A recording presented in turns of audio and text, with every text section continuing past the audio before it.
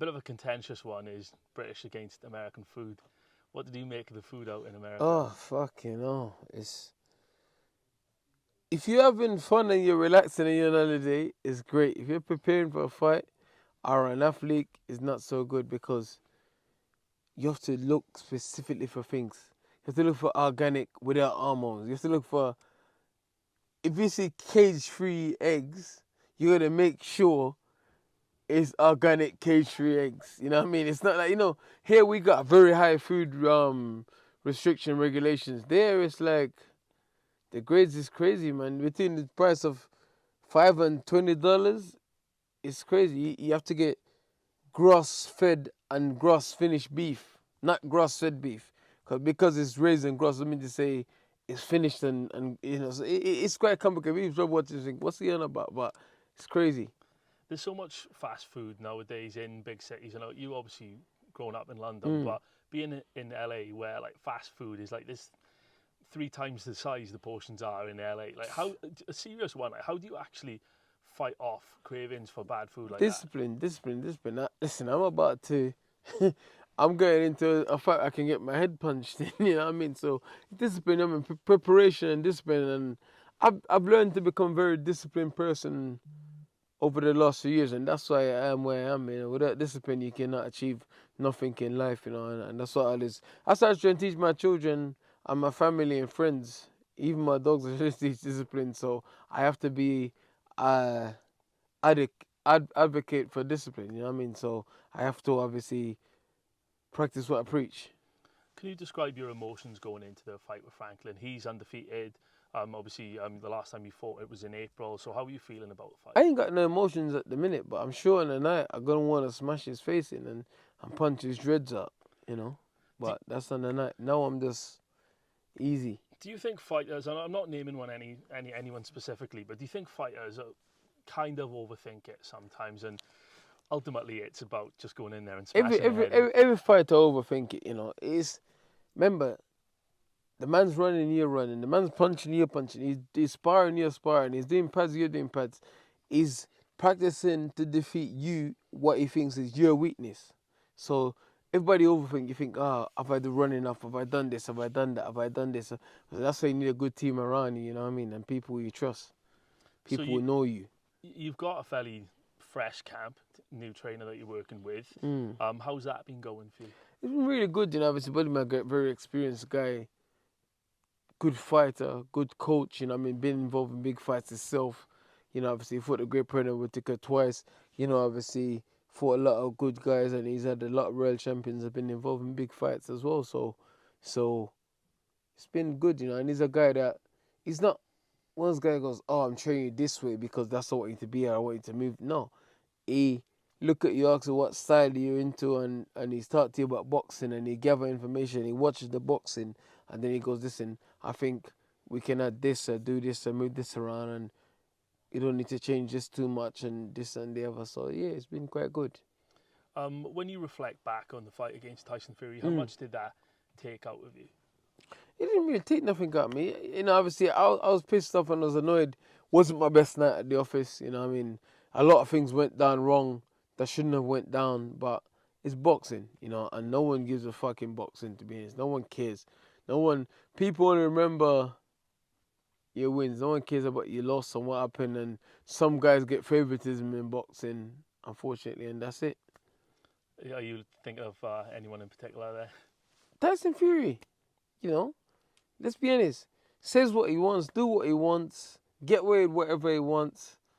Says all these crazy, wild things and no one do anything about it. Let him do what he wants. What did he make of, I don't know if you've seen this, but Tyson Fury's interview with Geordie the other day? I haven't seen it. What's he say? He said some wild shit again? So basically, Geordie is just a YouTuber with a massive platform, millions of people, and he kept asking him, why are you fighting Chisora? No one wants to see that fight. People want to see you fight Usyk or AJ. And at the end, Fury was visibly getting pissed off, and then at the end he was like, you're a tosser, a wanker, ball prick, stuff like that. Literally calling him like that. It was only over Zoom, but he was literally calling him out like that. And it's dominated headlines for Fury's reaction. When you're a professional fighter, it can be quite frustrating because people don't understand the game. I don't know why the Usyk fight never happened. Maybe if Fury didn't want it or whatever. He could have waited till the next year and fight Usyk. Usyk just had 2 fights they wanted to rest.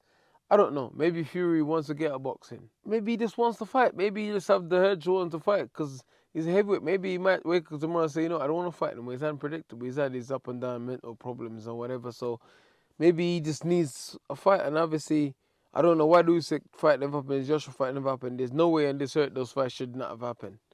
I don't know why. I don't know why they didn't happen. So Cesaro wants to fight. Cesaro is there. He's trained. Cesaro is trained. So let the fight happen. Sometimes these non-boxers talk shit as well. You know what I mean? It's like, can you fight? Can that guy beat Derek Cesaro? No, Derek Cesaro will smash his face in.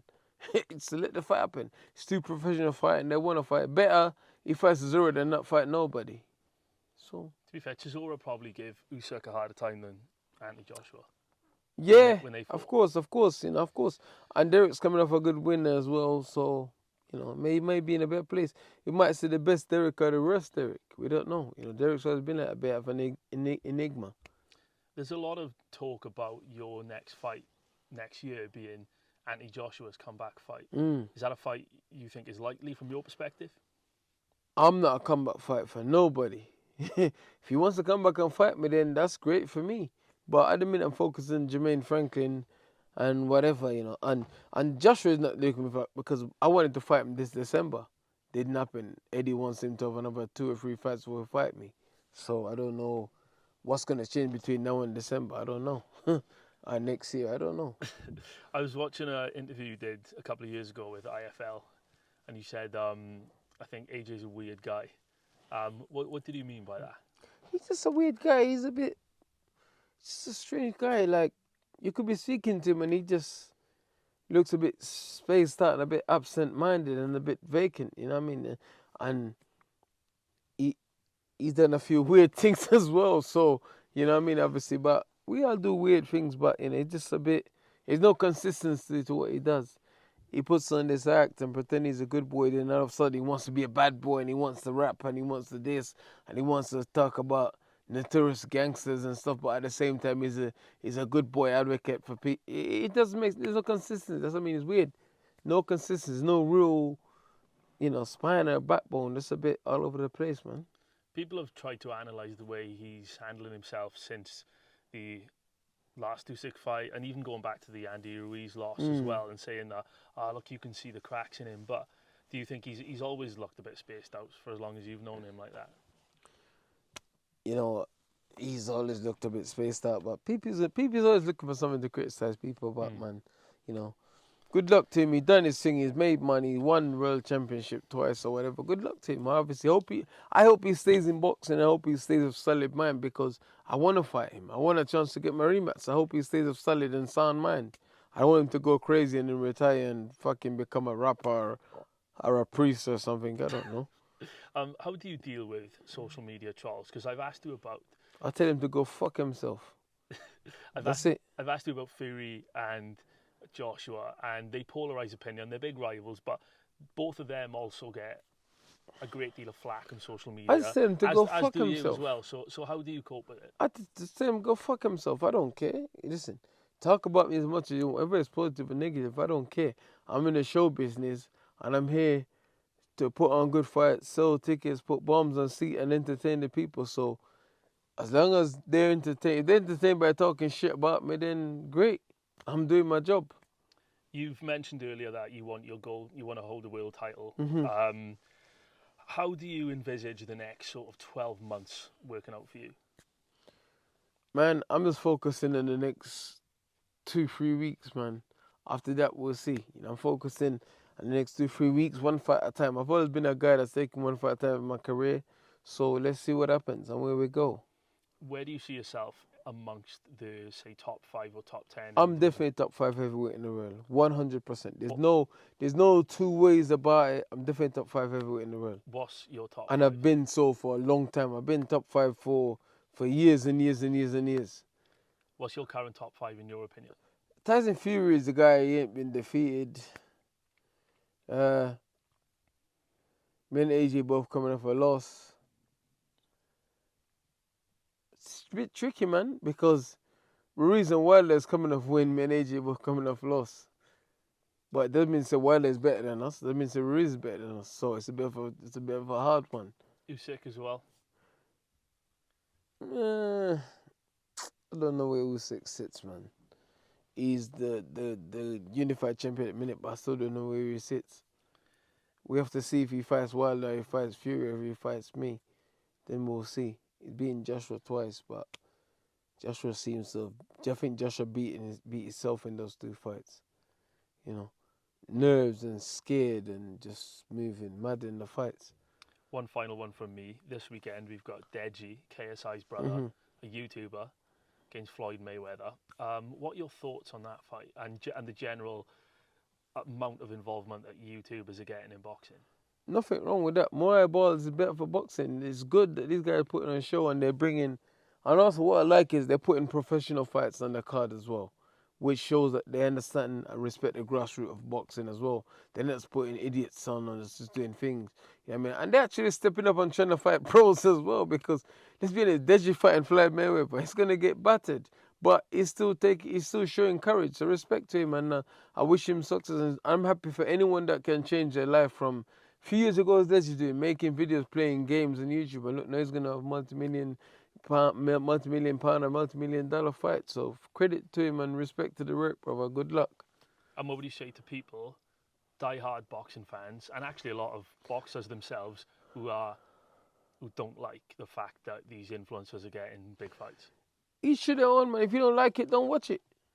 If you don't like it, shut the fuck up and don't watch it. If you like it, then watch it. You know, why are you gonna cry about it and complain about it?